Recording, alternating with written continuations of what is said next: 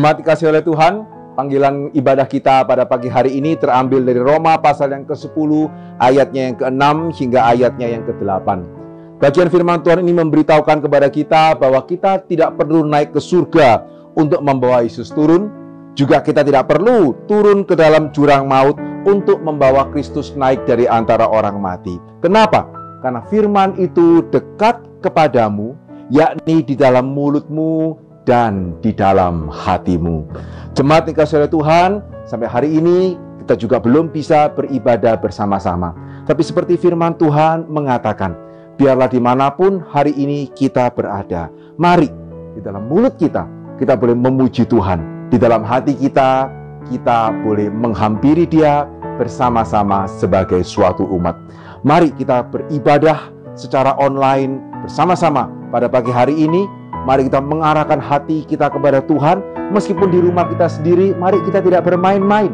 Tapi mari kita mengikuti ibadah mulai awal, pertengahan, hingga pada akhirnya.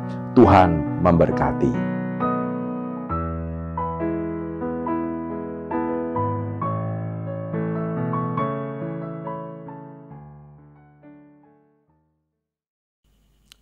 Ibadah Prapaskah yang ke-6 GKH Elion Satelit akan kita mulai di dalam nama Allah Tritunggal. Kiranya Allah Bapa, Allah Anak, Allah Roh Kudus memberkati seluruh ibadah kita mulai awal, pertengahan, hingga pada akhirnya.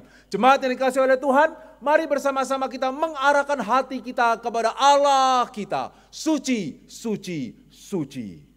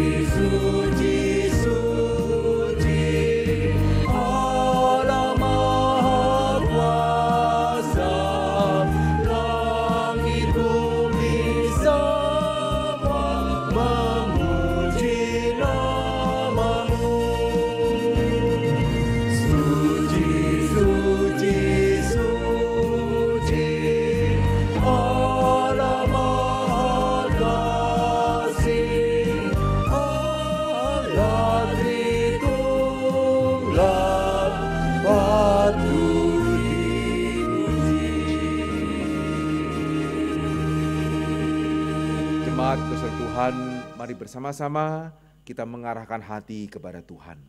Mari bersama-sama kita berdoa memohon ampun.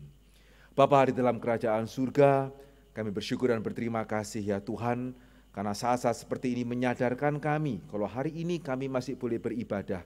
Itu sungguh-sungguh karena kasih karunia Tuhan. Meskipun kami belum bisa datang ke rumah Tuhan, kami beribadah di rumah kami masing-masing. Tetap ya Tuhan, jikalau Engkau tidak melayakkan kami tidak layak untuk beribadah kepadamu, meskipun kami beribadah dari rumah kami masing-masing. Karena itu sekali lagi, ampunilah segala dosa kami. Ampunilah segala pelanggaran kami ya Tuhan. Ampunilah segala apa yang kami katakan, yang kami lakukan, yang kami pikirkan yang tidak berkenan di hadapan Tuhan. Ampunilah kami dan layakkan kami ya Tuhan. Untuk pada hari ini ibadah kami Tuhan boleh berkenan. Kami boleh memuji Tuhan. Kami boleh mendengarkan firman Tuhan. Kami boleh datang bersama-sama menghadap tahta kasih karunia Tuhan. Di dalam nama Yesus kami berdoa dan kami bersyukur. Amin. Jemaat sekalian, Kristus telah merendahkan dirinya dan taat sampai mati. Bahkan sampai mati di kayu salib. Itulah sebabnya Allah sangat meninggikan dia dan mengaruniakan kepadanya nama di atas segala nama. Supaya di dalam nama Yesus bertekuk lutut segala yang ada di langit, yang ada di atas bumi, dan yang ada di bawah bumi. Dan segala lidah mengaku, Yesus Kristus adalah Tuhan, bagi kemuliaan Allah Bapa. Jemaat, mari kita menaikkan pujian kita. Kita agungkan namanya, Tuhan yang menebus kita. Tiada nama seperti nama Yesus. Tiada nama seperti nama Tuhan. Tiada nama seperti nama Yesus. Layak menerima hormat, kemuliaan, serta kuasa dan pujian. Tiada nama seperti nama Yesus. Tiada nama seperti nama Tuhan. Tiada nama seperti nama Yesus. Layak menerima hormat, kemuliaan, serta kuasa dan pujian.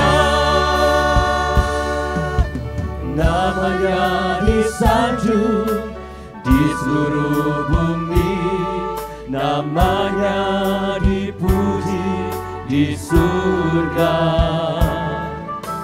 Namanya disanjung di seluruh bumi, beri puji dan hormat, tinggikan namanya. Tiada nama seperti nama Yesus. Tiada nama seperti nama Tuhan. Tiada nama seperti nama Yesus. Layak menerima hormat, kemuliaan, serta kuasa dan pujian. Tiada nama seperti nama Yesus. Tiada nama seperti nama Tuhan. Tiada nama seperti nama Yesus. Layak menerima hormat, kemuliaan, serta kuasa dan pujian.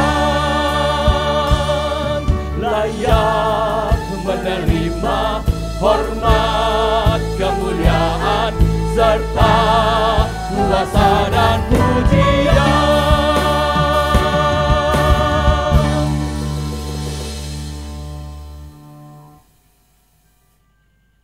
Kita diajak kembali untuk mengingat penderitaan Kristus, di mana Tuhan Yesus menderita, Dia harus menanggung semua dosa umat manusia. Kita bersyukur bahwa melalui salib yang kasar itu, melalui tangan yang berlubang paku itu, kita memperoleh keselamatan. Jemaat sekalian, mari kita naikkan pujian kita dengan penuh syukur.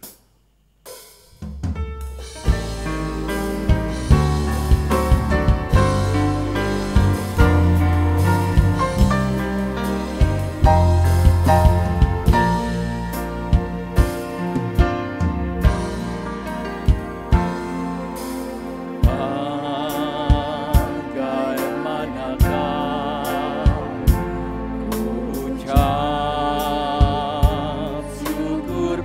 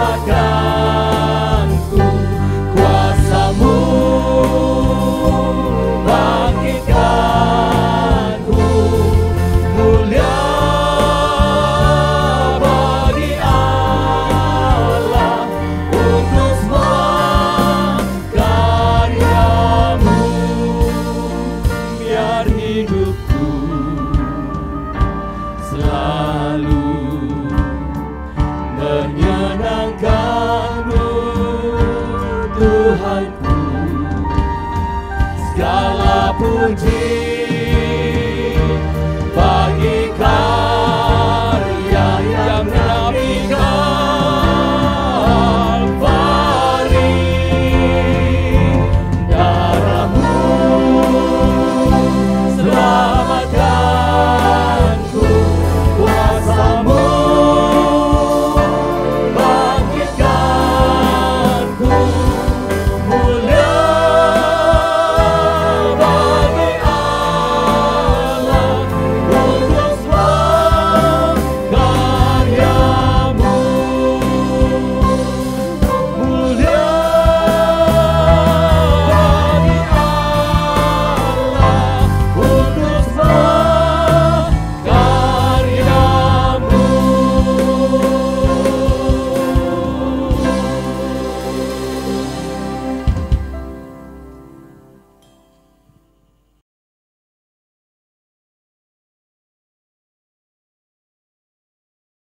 Mari kita masuk di dalam doa.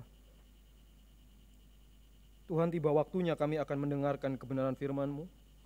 Kiranya Tuhan boleh menyertai setiap kami secara khusus Tuhan di dalam masa-masa yang sulit ini, dan di mana masa-masa kami akan memasuki prapaskah. Tuhan yang boleh sertai, Tuhan yang boleh tolong supaya di dalam suasana seperti ini kami pun boleh merasakan makna Paskah itu dalam hidup kami, dan kami boleh merasakan jamahan lawatan-Mu dalam hidup kami. Tuhan, urapi setiap kami dengan Roh-Mu dimanapun kami berada, agar kami dapat mengerti kebenaran firman-Mu. Bantu kami yang terbatas dan yang kurang fasih di dalam teknologi pun Tuhan juga boleh sertai, supaya tetap dapat mendengar dengan baik. Terima kasih Tuhan, di dalam nama Tuhan Yesus kami berdoa dan mengucap syukur. Amin. Shalom jemaat yang dikasihi Tuhan. Bersyukur kita masih boleh mengadakan ibadah pada hari ini walaupun secara online, dan ada dua kesedihan yang saya rasakan. Yang pertama, karena saya tidak bisa berjumpa dan menyapa masing-masing dari Bapak Ibu Saudara sekalian secara langsung.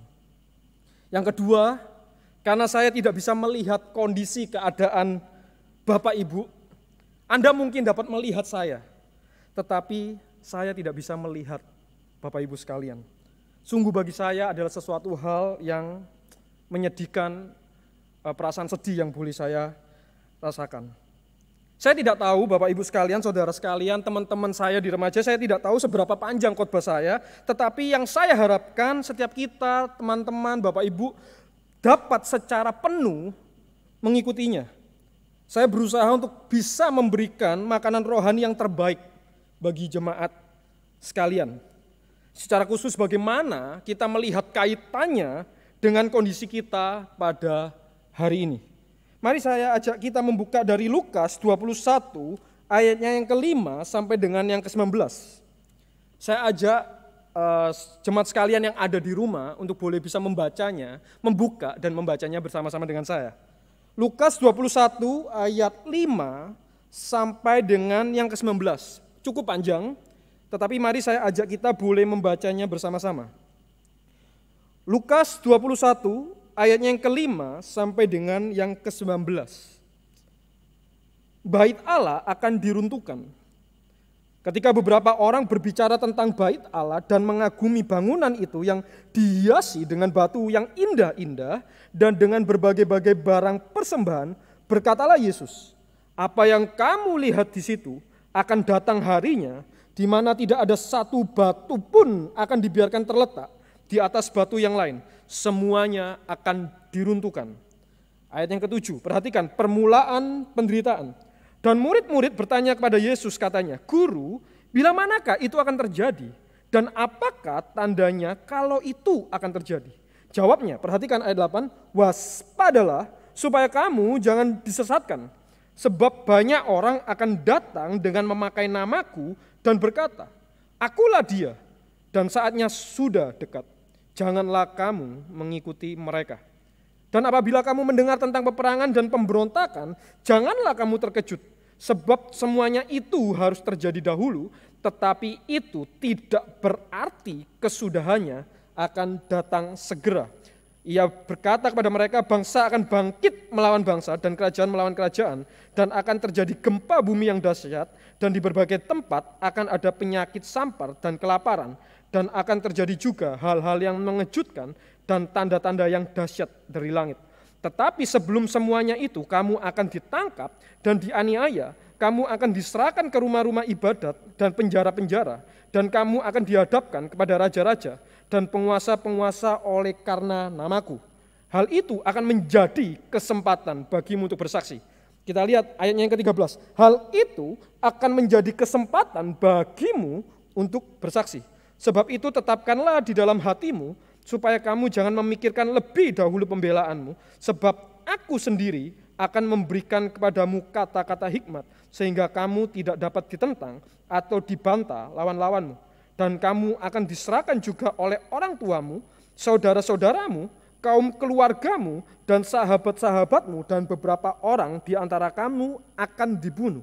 Dan kamu akan dibenci semua orang oleh karena namaku. Tetapi tidak sehelai pun dari rambut kepalamu akan hilang. Kalau kamu tetap bertahan, kamu akan memperoleh hidupmu. Sedemikian jauh pembacaan firman Tuhan kita pada pagi hari ini. Nah, tema kita pada pagi hari ini adalah alarm bagi gereja. Sekali lagi tema kita pada hari ini adalah alarm bagi gereja.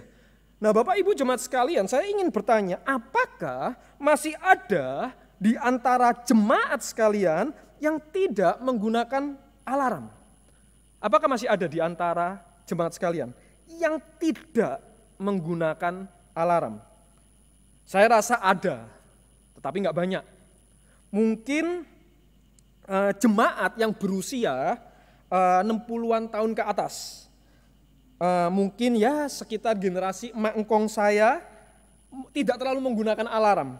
Sebaliknya, bagi kita yang cukup fasih menggunakan handphone dan khususnya generasi milenial, menurut survei sederhana yang kemarin saya lakukan, dipastikan menggunakan alarm di handphone. Nah, dua fungsi alarm itu ada dua. Dua fungsi alarm adalah yang pertama, perhatikan, yaitu untuk membangunkan atau menyadarkan kita. Dan fungsi yang kedua adalah untuk memperingatkan kita, memberi peringatan akan adanya bahaya. Itu dua fungsi alarm. Jadi fungsi alarm yang pertama adalah membuat kita bangun, sadar. Dan yang kedua adalah memberi peringatan akan adanya bencana. Nah, berbeda dengan masa lalu, dengan masa yang lalu kita orang-orang pada masa sekarang jauh lebih mengandalkan alarm dibandingkan dengan orang-orang di masa yang lalu. Pada masa yang lalu alarm hanya dipasang, hanya ditemukan di mal-mal atau tempat umum sebagai pemberitahu kalau ada kebakaran atau mungkin gempa bumi dan lain sebagainya. Dan mungkin alarm hanya ditemukan di dalam orang-orang yang memiliki rumah-rumah besar dan yang memiliki mobil. Nah, di situ biasanya ada alarm untuk anti maling, gitu ya. Nah, tetapi berbeda dengan kita hari ini, setiap kita hari ini menggunakan alarm di dalam keseharian kita. Dan penggunaan utamanya adalah apa? Untuk membangunkan kita dari tidur di pagi hari, membangunkan tidur di pagi hari kalau nggak libur. Jadi selama kita kerja, kita biasanya menggunakan alarm untuk membangunkan kita. Alarm tanpa sadar memiliki peran yang cukup penting di dalam hidup kita hari ini. Karena kalau kita telat bangun, kita tidak sadar, maka bencana akan menanti kita. Seperti mungkin hukuman, kita harus berdiri di muka kelas, kita dihukum menulis esai, kita dihukum potong nilai, potong gaji, makian dari atasan dan lain sebagainya. Nah, pertanyaannya yang ingin saya sampaikan adalah, saya ingin mengajak setiap kita memikirkan, yaitu mengapa di zaman ini, orang-orang di zaman ini lebih memerlukan dan sangat mengandalkan alarm daripada orang-orang yang dulu. Coba kita boleh memikirkan sejenak, mengapa di zaman ini kita lebih memerlukan dan sangat mengandalkan alarm daripada orang-orang yang dulu. Kenapa? Dan hebatnya tanpa alarm mereka tidak pernah terlambat. Sebaliknya kita yang pakai alarm justru malah terlambat. Karena seringkali sudah bunyi, kita masih tunda. Kita snooze karena kita belum benar-benar mau bangun. Benar nggak? Nah, jadi apa kira-kira yang membedakan orang yang dulu dengan orang yang sekarang? Kenapa yang dulu jarang mengandalkan alarm? Bukan karena nggak punya alarm, tetapi kenapa kok jarang mengandalkan? Nah, ini perhatikan. Mari kita coba pikirkan. Mengapa? Karena mereka, orang-orang zaman dulu, mereka benar-benar memperhatikan dan memanfaatkan waktu. Itu jawabannya, karena mereka benar-benar memperhatikan dan memanfaatkan waktu. Mereka mengatur dan mempersiapkan segala sesuatunya dengan baik. Yang disingkat oleh Alkitab secara sederhana, yaitu mereka berjaga-jaga. Sebagai contoh sederhana untuk membuat kita memahami. Dulu saya selalu diajarkan oleh mama saya, kalau besok mau sekolah, besok mau berangkat, maka apa? Malam sebelumnya kita pasti apa? Harus nyiapin semua. Kalau ada PR dikerjain, kalau besok ada ujian, kita belajar. Lalu apa? Dan kita tidur lebih awal. Kita nggak mungkin bergadang. Saya nggak mungkin bergadang. Sehingga esoknya ketika saya bangun lebih awal, saya berangkat tanpa tergesa-gesa dan pastinya apa? Tidak ada satupun yang ketinggalan. Kenapa? Karena saya prepare dengan baik. Saya perhatikan waktuku dan aku prepare dengan baik. Nah, saya sama sekali tidak memakai dan membutuhkan alarm pada waktu itu. Karena saya memperhatikan waktu, bukan hanya waktu, tetapi saya memperhatikan hidup saya memperhatikan kerjaan saya memperhitungkannya, saya menggunakannya dengan sebaik-baiknya waktu saya. Tetapi berbeda dengan keadaan sekarang. Jujur, saya lebih tidak menghargai waktu, bahkan sama sekali tidak memperhatikan waktu, saya lupa waktu, saya cenderung menunda, saya tidak disiplin, saya terlalu nyantai dan berpikir bahwa masih ada waktu. Saya terlena, fokus hilang, dan akhirnya apa? Banyak hal penting yang lupa. Dan ketika deadline, tanggal jatuh tempo sudah dekat atau tiba, yang terjadi apa? Saya terkejut, saya panik karena saya tidak mempersiapkan apapun. Jemaat memahami apa yang saya jelaskan. Bahkan tanpa sadar, perhatikan, bahkan tanpa sadar, gereja, kita sebagai orang percaya pun lupa dengan waktu. Gereja lupa bahwa kita masih harus terus berperang. Kita lupa akan adanya deadline dan jatuh tempo, yaitu apa? Bahwa akan ada kedatangan. Kita lupa. Kita masih ada deadline. Kita masih ada jatuh tempo. Kita masih harus terus berperang. Karena itulah tema kita hari ini. Saya mau mengajak setiap kita untuk merenungkan sebuah alarm bagi gereja. Saya tidak membahas tentang penyertaan Tuhan. Saya tidak mau membahas tentang pemeliharaan Tuhan sehingga membuat kita saat ini tenang-tenang saja. Sebaliknya saya mau mengkhotbahkan tentang hal yang membuat kita kaget dan yang membuat kita terbangun. Karena sudah sepantasnya kita khawatir. Seperti yang kita alami hari ini, akhir-akhir ini. Ketika malapetaka datang, gereja, orang percaya apa? Kita menjadi terkejut, kita panik, kita kaget, dan kita khawatir. Betul nggak, jemaat sekalian? Apa yang menyebabkan itu semua? Jawabannya satu, karena kita tidak berjaga-jaga. Kita terlalu santai, kita terlambat menyadari untuk mempersiapkan semuanya. Itu sebabnya gereja membutuhkan alarm untuk membangunkan kita, menyadarkan kita, memperingati kita. Sadar tidak jemaat sekalian, salah satu bentuk penyertaan Tuhan yang seringkali tidak kita sadari. Tahu enggak? Yaitu Tuhan, perhatikan, Tuhan telah memberitahu kita terlebih dahulu tentang apa yang akan terjadi. Itu penyertaan Tuhan. Tuhan itu sudah kasih kita tahu apa yang akan terjadi. Tujuannya untuk apa? Bukan supaya kita takut, bukan supaya kita khawatir, tetapi tujuannya untuk apa? Supaya nanti akan terjadi ini, maka apa? Kita memprepare jauh-jauh hari. Kita mempersiapkan segalanya jauh-jauh hari. Itu penyertaan Tuhan. Jadi penyertaan Tuhan bukan hanya hari ini, tetapi jauh. Tuhan akan bilang nanti ini akan terjadi. Maka gereja seharusnya apa? Mempersiapkan. Itu penyertaan Tuhan. Karena Tuhan sudah memberitahu apa yang akan terjadi sejak awal. Supaya kita berjaga-jaga.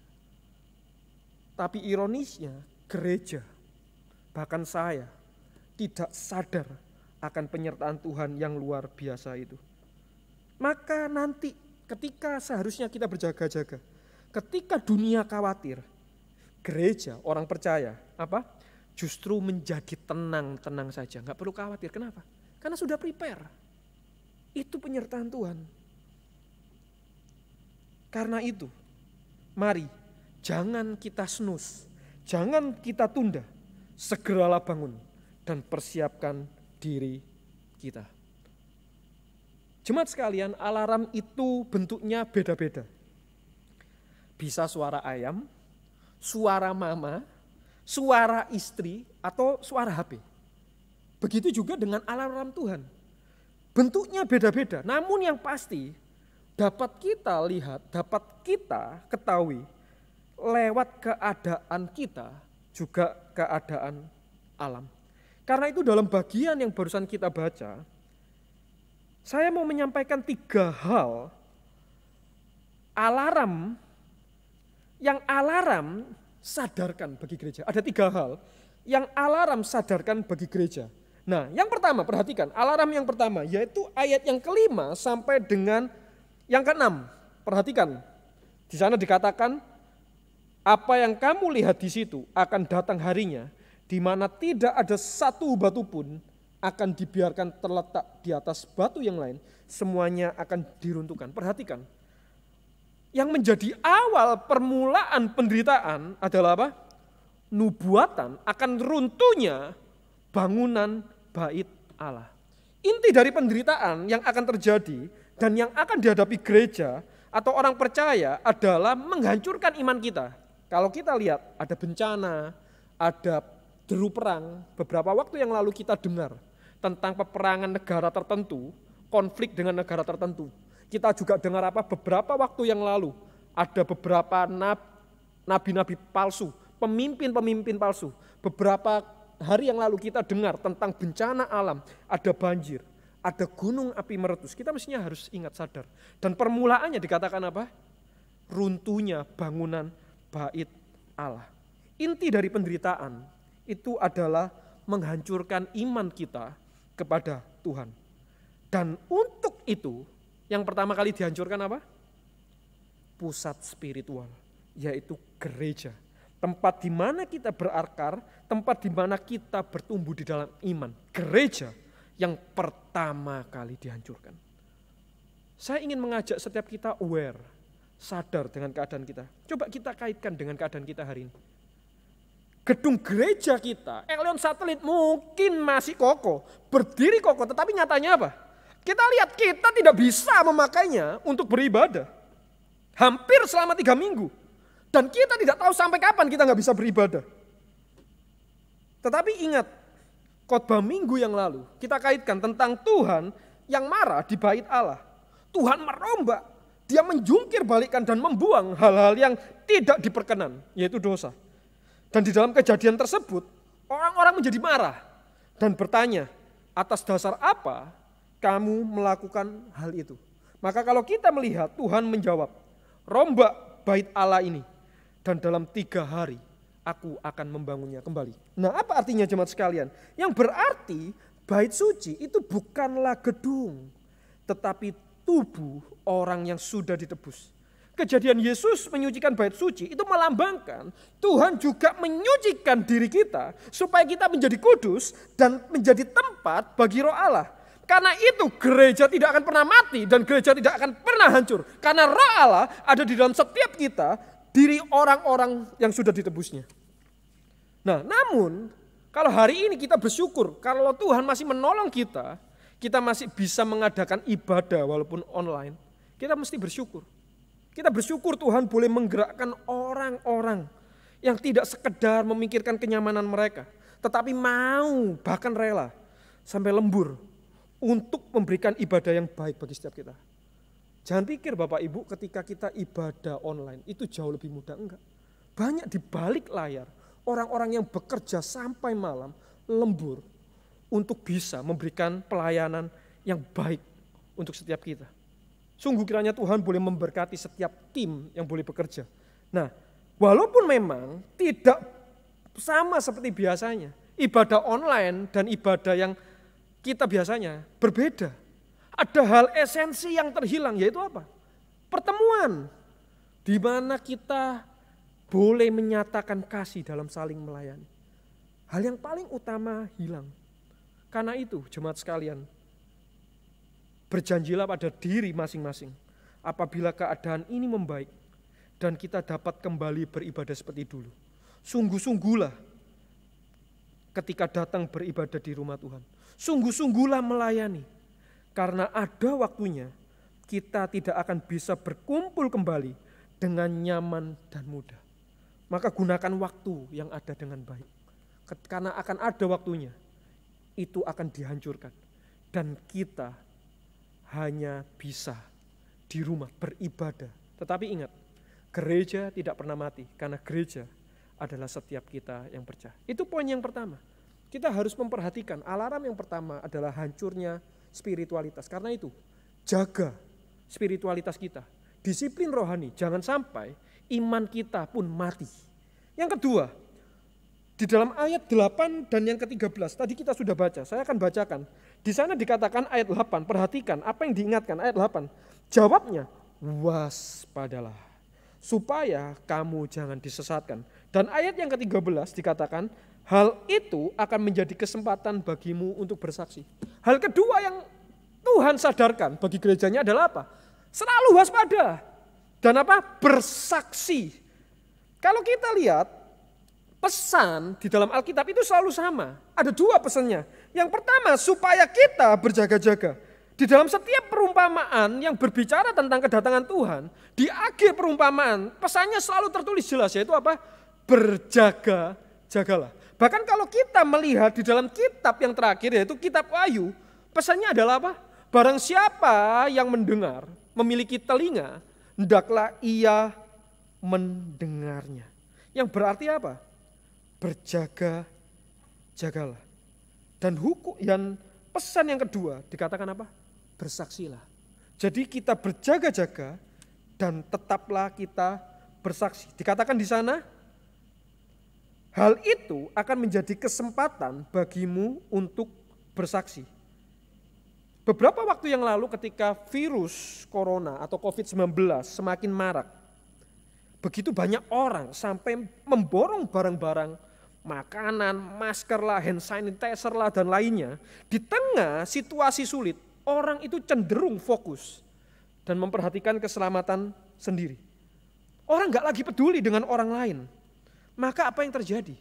Kalau sampai semua orang hanya mementingkan kenyamanan sendiri, keamanannya sendiri, maka yang terjadi apa? Chaos pastinya.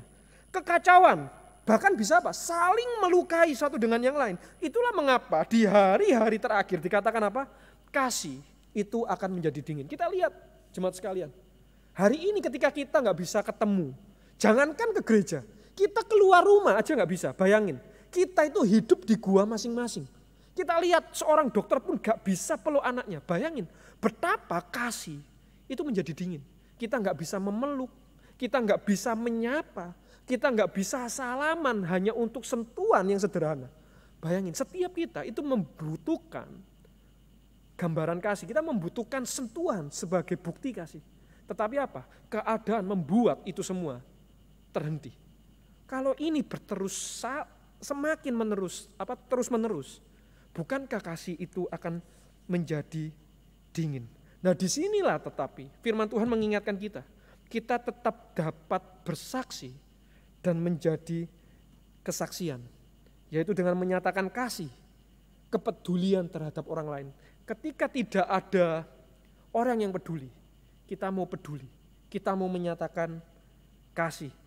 Kita tidak mementingkan keamanan sendiri, tetapi kita mau memikirkan keadaan orang lain. Kita lihat hal sederhana yang bisa kita lakukan di dalam keluarga. Tanpa sadar keadaan ini membuat kita terkurung di rumah. Nah, ini sebenarnya kesempatan kita yang mungkin tidak dekat dengan keluarga untuk bisa membawa perubahan.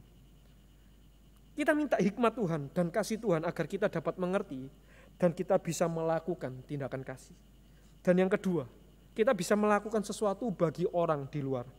Dan saya bersyukur karena mendengar banyak di antara jemaat kita di dalam YCF, YAM, juga teman-teman remaja yang bisa menyatakan kasih, kepedulian terhadap sesamanya. Seperti sumbangan dan membelikan makanan bagi ojek online. Jangan sampai kesaksian kasih kita kalah dengan orang yang tidak percaya. Dan peringatan yang ketiga, apa yang disadarkan dari gereja? Yang ketiga, supaya kita tetap bertahan. Ayatnya yang ke-18 sampai dengan yang ke-19 dikatakan apa? Tetapi tidak sehelai pun dari rambut kepalamu akan hilang. Kalau kamu tetap bertahan, kamu akan memperoleh hidupmu. Artinya apa? Tuhan benar-benar akan menjaga hidup kita. Tetapi, perhatikan, tetapi hal itu terjadi. Tuhan akan menjaga kita selama apa? Kita tetap bertahan. Kita berjaga-jaga dan kita bersaksi. Sebagai penutup dan aplikasi khotbah, bagaimana supaya kita dapat berjaga-jaga? Mari saya mengajak kita kembali membuka bagian yang lain yang terambil di dalam Efesus 5 ayat 15 sampai ke 17. Sebagai aplikasi apa yang bisa kita lakukan di dalam keadaan ini. Bagaimana supaya kita dapat berjaga-jaga. Efesus 5 ayat 15 sampai ke 17.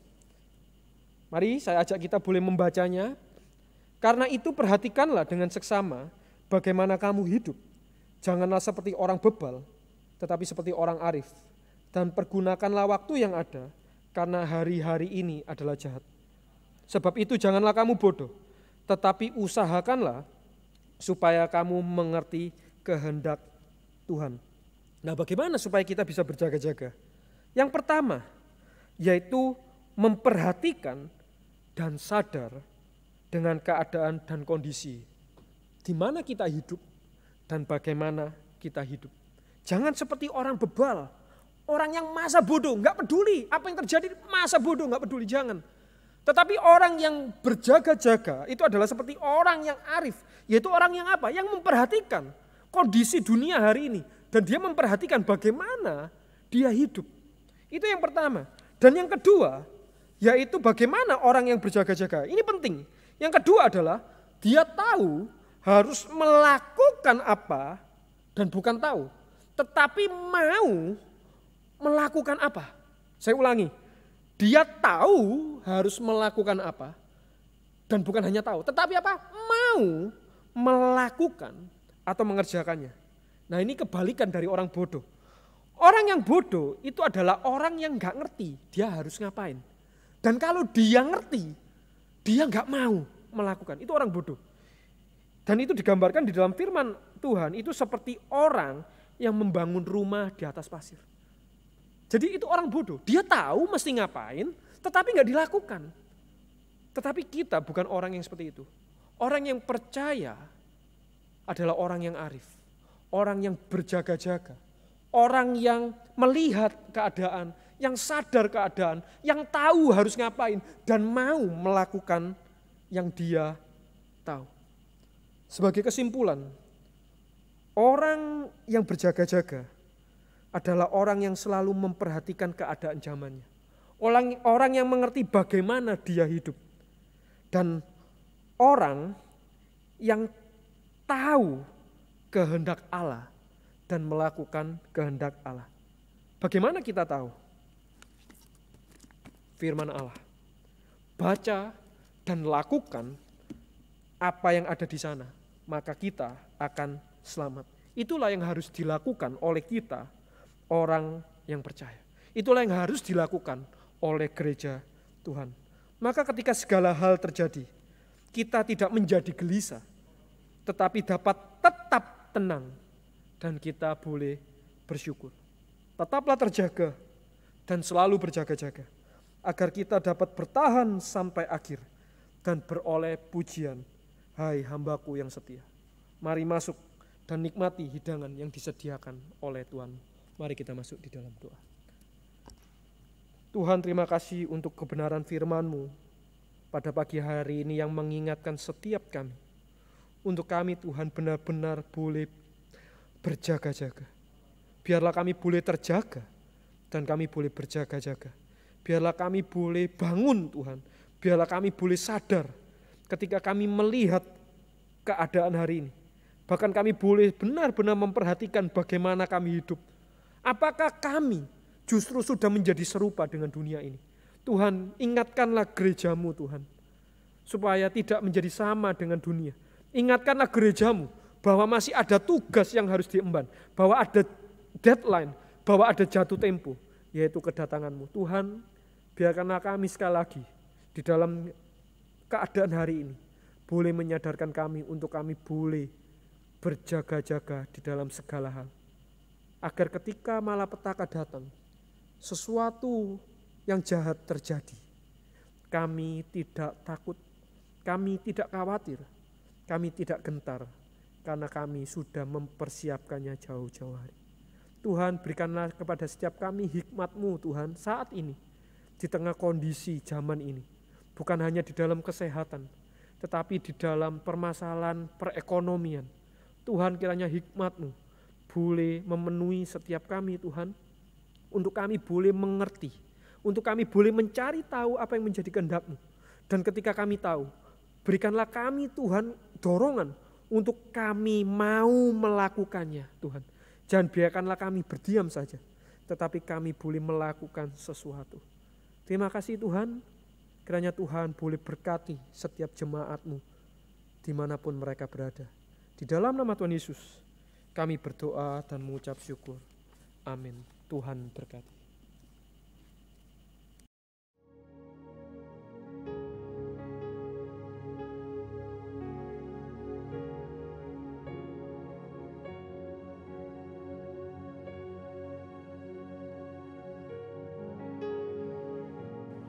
Aku percaya kepada Allah, Bapa yang Maha Kuasa, Khalik langit dan bumi.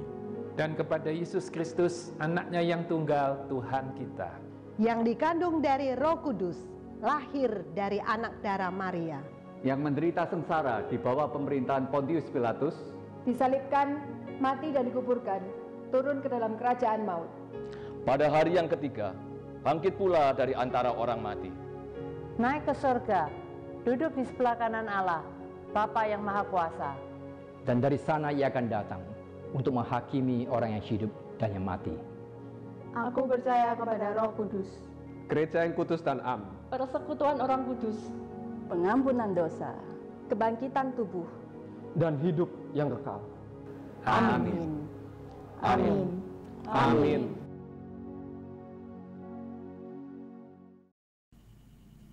Bagi Bapak, Ibu, dan anak-anak kita yang ingin memberikan persembahan, dapat memberikannya melalui nomor rekening yang akan ditayangkan setelah ibadah ini selesai. Marilah kita memberikannya dengan hati yang penuh sukacita. Jemaat sekalian, marilah kita meresponi kebenaran firman Tuhan. Firman yang menjadi pedoman hidup kita sebagai kebenaran, sebagai dasar yang kokoh.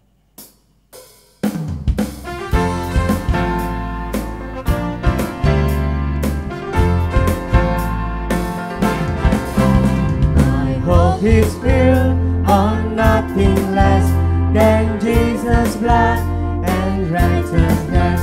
I dare not trust the sweetest friend, but wholly lean on Jesus' name. Oh Christ, the solid rock I stand, all other ground is sinking sand. All other ground is sinking sand. When darkness seems to hide His face, I rest on His unchanging grace. In every high and stormy gale, my anchor holds within the veil. Oh Christ, the solid rock I stand, all other ground is sinking sand. All other ground is sinking sand.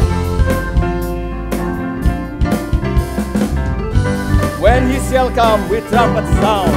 When he shall come with trumpet sound, oh may I then in him be found, rest in his righteousness alone, faultless to stand before the throne. Oh Christ the solid rock I stand, all other ground is sinking sand, all other ground is sinking sand. Oh Christ the solid rock I stand, all other ground is sinking sand, all other ground is sinking sand.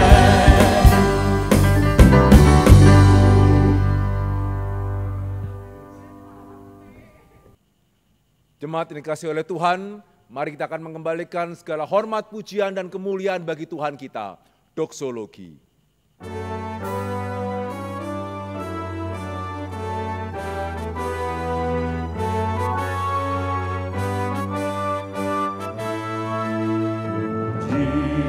Dialah Bapa Putra, puji Allah Roh Kudus, ketiganya yang esa, pohon sama sumber berkat.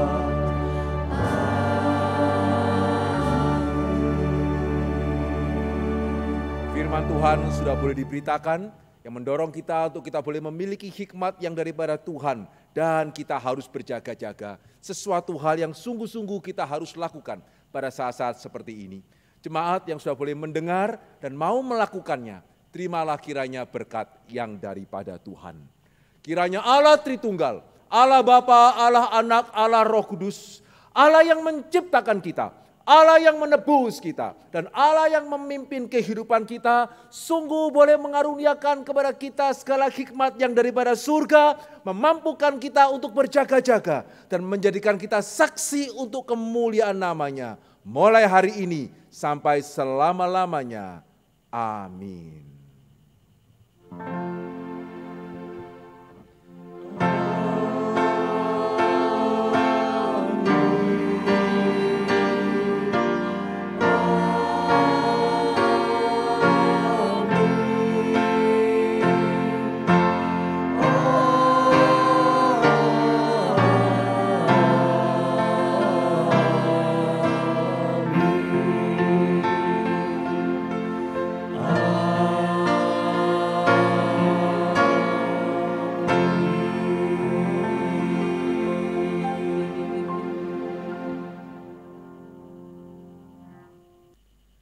Jemaat yang dikasihi oleh Tuhan, renungan dan pokok doa untuk Minggu Doa Puasa GKI Lyon akan diberikan melalui alamat WA saudara masing-masing, dan saudara bisa menggunakannya untuk berdoa mulai hari Senin hingga hari Kamis. Dan pada Jumat yang akan datang, kita akan mengadakan ibadah online kebaktian Jumat Agung, 4 rayon 3 pos PI, baik di dalam bahasa Indonesia maupun juga di dalam bahasa Mandarin.